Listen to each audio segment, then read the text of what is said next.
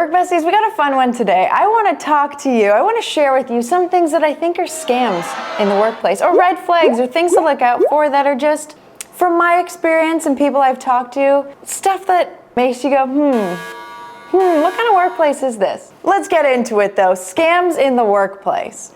Number one, and I've talked about this one recently, unlimited PTO policies.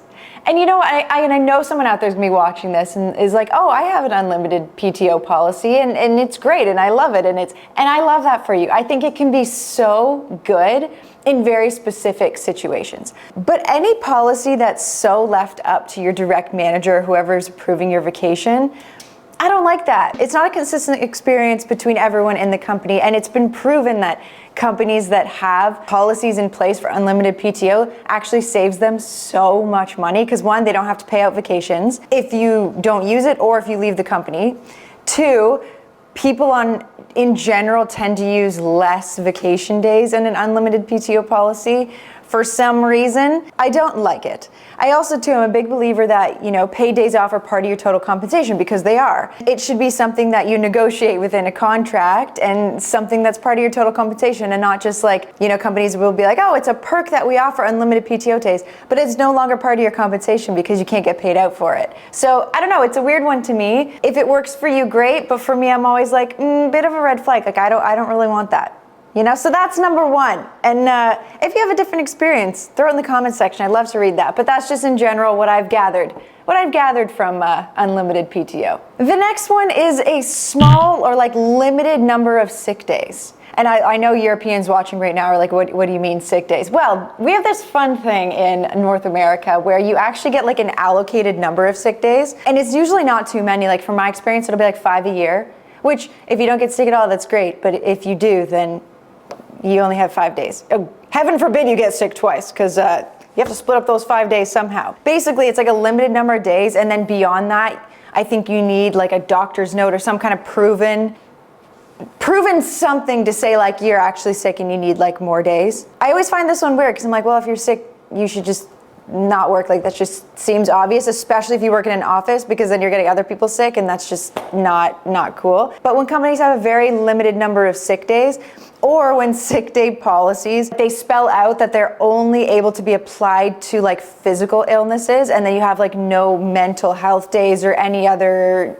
I don't know, just sick day policies in general kind of give me the ick. I don't know if this one's as applicable anymore with a lot of people going remote or hybrid, but company coffee funds that you have to pay a certain amount in for company coffee. I feel I've seen a handful of places do this, and the coffee is always disgusting. It is watered down bean juice in the office, something you just don't want to pay for. I feel that is maybe not a scam, but just kind of okay, how big would your budget need to be to have coffee available for employees, and why are we getting people to pay into it? Maybe that one isn't seen as much anymore, but I know pre-COVID I definitely saw that. Mandatory meetings during your lunch break that are justified by feeding you lunch. I've seen this one so often. A lot of places, at least in my experience, it's you get your hour lunch, but it's unpaid, so it's completely your personal time. You're supposed to leave or stop working, whatever. But then sometimes there's meeting over lunch, and they're like, oh, it's okay, we're feeding you. It's okay, well, yeah, but this is also my time. And my time is more valuable than this meal is, I could go and get a $10 meal, and that's not my hourly rate. So those always throw me off. Or say in the same breath, a lunch and learn that doesn't include the lunch is another one that makes me go, what? Okay, so we're just learning, we're not lunching. Also too, as someone with allergies, let me tell you, workplace lunches, worst nightmare. Because one, I can never eat them, so I'm just hungry the whole time and have to have conversations of, oh, sorry, I can't eat that, I'll actually die, but thank you so much for thinking of me. Or you have people who are trying to accommodate you, and it's just this whole thing, and I don't know. I just don't love it at all. Making it mandatory to have a degree, a university degree, a college degree, for an entry-level job that isn't trade specific. I think we're actually shifting away from having degrees being so important. I guess it maybe depends on your industry, but I don't think having a college or university degree is necessary, especially for a lot of entry-level positions. I think people's ability to succeed in organized education does not necessarily equate to their ability to succeed within a role at a company. Is that a scam? I don't know if I'd call that a scam. I don't like it. I think it's very limiting. I think you're missing out on a great pool of potential employees if you're doing that. Obviously, there's specialized trades where like you need to go to school specifically for it, and I totally recognize that. But for a lot of jobs, like you don't necessarily need it, you know? Okay, volunteering or being voluntold in some cases for a committee at your office that is volunteer based, so the expectation is you use your own personal time, whether that's your lunch break or right before work or right after work. Why are we volunteering? Why is this not just part of someone's role? If I gotta volunteer, I'm probably gonna go do it for like a nonprofit or something, not like a big corporation. That one always confused me. I remember when I first started my career, there's like these committees you could volunteer for, and I was like, what do you mean volunteer? Like, wouldn't that just be like part of your job? And they're like, no, like volunteer. I'm like, so like working for free for things that are benefiting the company, but okay, make it make sense. That one's always confused me. That feels like a little bit of a scam to me. It feels like a little bit of a way to get around hiring someone else and just getting your own employees to like volunteer, you know? Volunteering during work hours, I guess it's not volunteering because you're getting paid. But like, you know what I mean? If you're like doing those things during your working hours, great, cool, I love that, that's awesome. But then it's not really like volunteering, you know? Okay, this is an interesting one. I wouldn't necessarily call it a scam. It's just something that really confuses me in a lot of corporations, but I also understand it from like a very specific perspective. But when there's like really specific dress codes, I just feel like a lot of them are so outdated. A dress code more than just business casual, business professional, like anything more than that. Like I've seen dress codes that have called out ridiculous amount of things. They're like page-long dress codes, and it's like, let's just let people dress kind of how they want to and show up professionally looking and presentable. I don't know, it feels weird to me to like tell people like what to wear beyond just kind of the vibe of what to wear of, you know, business casual, business professional. It also seems really strange that it's like casual Fridays, you can wear jeans. Okay, thanks. That's so nice. Thank you so much. What a benefit. Like, I don't know, I just feel like dress codes kind of give me the ick beyond just dress for your job and be presentable. Also too, it's really interesting. If you have time and your company has like a deep buried policy of dress codes, look it up.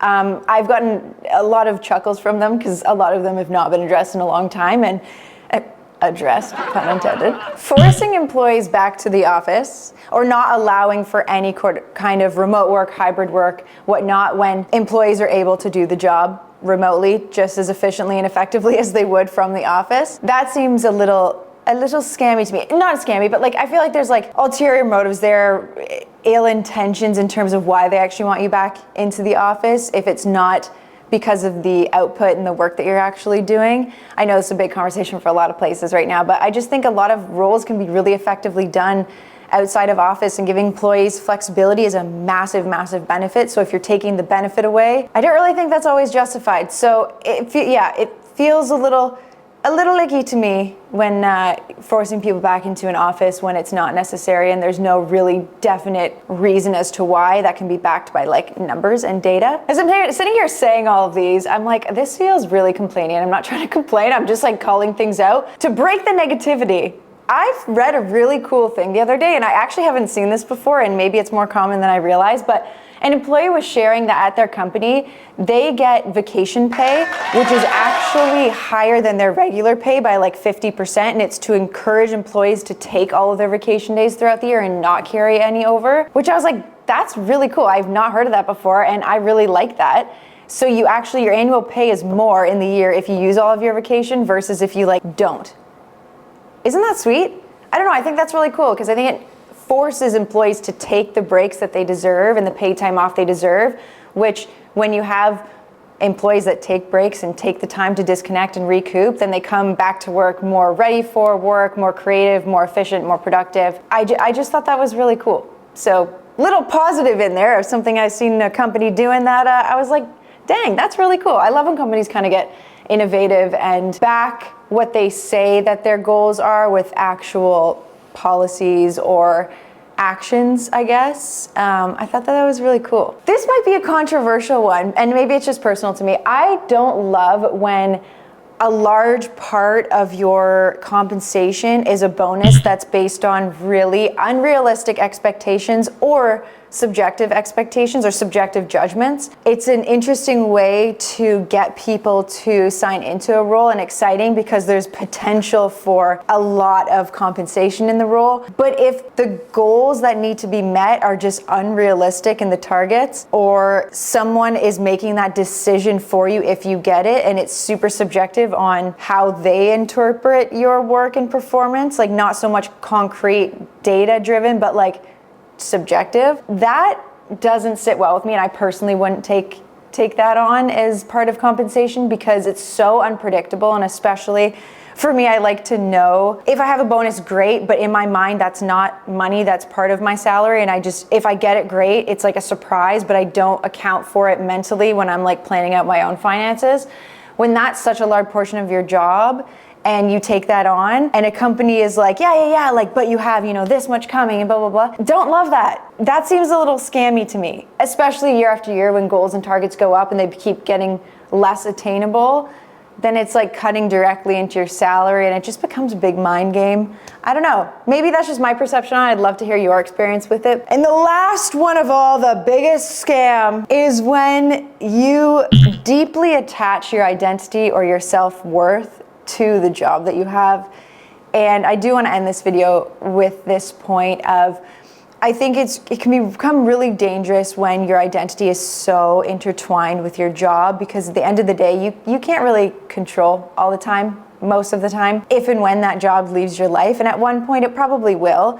And so if you are so tied to that job to get your identity, to get your self-worth, and then the job leaves, you're not only going through all the emotions of losing a job and financial uncertainty, but now you're also going through this like identity crisis of who am I without this? A great way to kind of explain that, or the separation of it, is I make content because I'm creative.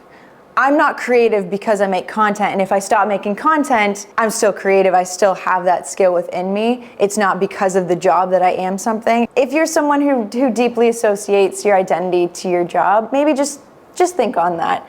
And if this doesn't resonate with you, then just throw it out and don't listen to me, and that's cool as well. I encourage you to just acknowledge your skills aside from the work you do, and if your skills are able to be displayed in the job that you do and you get a lot of fulfillment from that, I think that's amazing. But just know that you are so much more than your job. Your job is what you do. It's not who you are. I think we'll end there, work besties. All right? We'll see you in the next video. Toodaloo.